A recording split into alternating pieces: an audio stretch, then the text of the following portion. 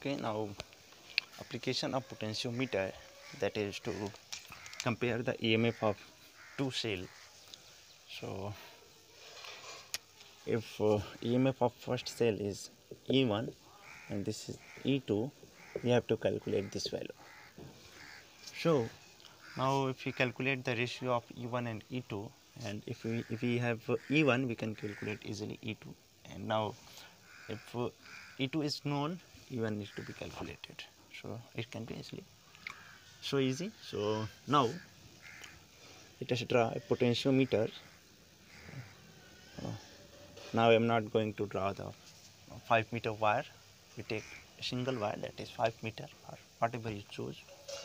So from here battery is connected, and here is a rheostat. So that way, and that we call variable resistance. So we can switch. So from here we connect a cell that is of EMF E1, another cell that is of EMF E2, and this is minus. Here is a switch, that is two-way switch, like this. Okay, this we call K1 and this is K2. Here is a galvanometer and this is jockey. Okay, these are the connections. Positive. Alright, positive terminal of this battery is connected to the positive of these two batteries, and negative is connected to switch, and jockey is connected to negative terminal. So now working, first of all K2 is open, so current is flowing in only E1. So first K2 is open and we search null point with the help of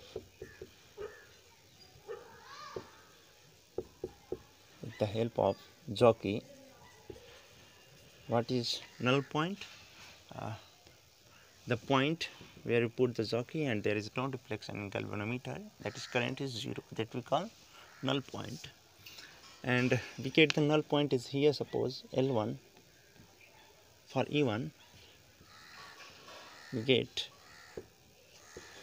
at L1 for E1 because K2 is open, so this is for E1. It means there is no current in this. Then what we can say that E1 EMF of first cell is balanced by this resistance, and this resistance is given by, we know potential gradient is V by L, then V is equal to rho into L1. So now we can write E1 is balanced by V is equal to rho L1. Then we can easily write E1 is equal to rho L1. This. Again, if K1 is open, and again we search null point, and that is it at L2. This is L2 for E2 because now K1 is open, so this is for E2. So E2 is balanced. If there is a null point, again current is 0, then E2 is balanced by this resistance, and this resistance is this potential difference, and this is equal to rho into L1, and now this is rho into L2. Okay, then we can write E2 is equal to rho into L2. So we have two equations, that is E1 is equal to rho L1 and E2 is equal to rho L2. So now we can write E1 upon E2 is equal to rho L1 upon rho L2, and this is equal to L1 upon L2. So E1 upon E2 is equal to L1 upon L2. So L1 and L2, whatever be the length where null point is searched, is to be calculated by using meter scale. So L1, L2 is known. Now if E1 is known, then E2 is to be calculated, and we can easily calculate this. If E2 is known, then E1 is to calculate it. So in this way we can calculate the EMF of cell or compare the EMF of two cells. Now one more application of potentiometer, that is to measure the internal resistance of the cell. So to measure internal resistance,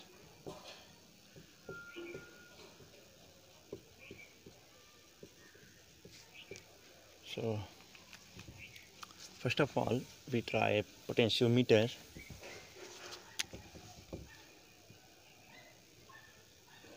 This is the resistance wire, and we connect here plus, and this is minus. Here is a rheostat, and here is a key, suppose K1.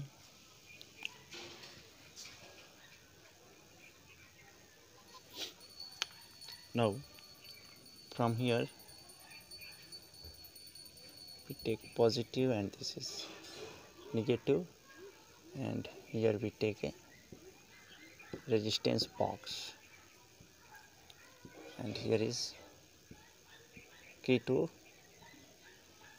like this, and from here we take a jockey, and here is a galvanometer. This is jockey. This is our connection. Now working for this application, so first of all K1 is closed.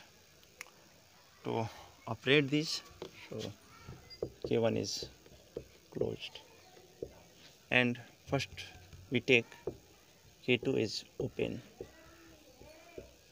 If K2 is open, then no current will flow in the circuit because this is open, and we search the null point for this. This we write E, that is the EMF of cell.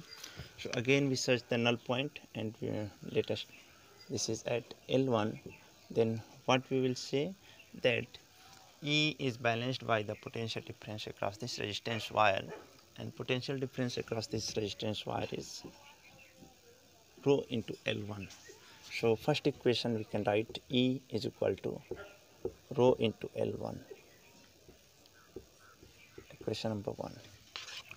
Now in next step K2 is closed, and again we search the null point. Now current is flowing for this resistance box, and what we will create the resistance, we can read in resistance box. So again let us, null point is at L2. Then now we can write V is equal to rho L2. Now not E, because for this current is 0, but in this circuit current is flowing. So if K2 is closed, this is equal to V is equal to rho L2. This is equation number 2. Now we know that the formula for internal resistance is E upon V minus 1 into R. So we can easily calculate the ratio of E upon V. So from equation 1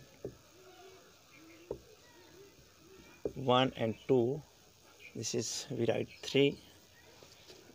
This is E upon V is equal to rho L1 upon rho L2. So rho cancel, this is L1 upon L2. So E upon V is, this is A, suppose L1 upon L2. Now we have to put this value E upon V in equation 3. So put this value in equation 3. What we will get, that is R is equal to L1 upon L2 minus 1 into R, and L1, L2 and R is known for us, because L1 and L2 is to be, we can easily measure by the help of meter scale, and R is the resistance box, so it is also known.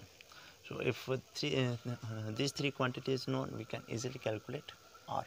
So in this way we can calculate the internal resistance of the cell. Okay, so that's all about this. Thank you.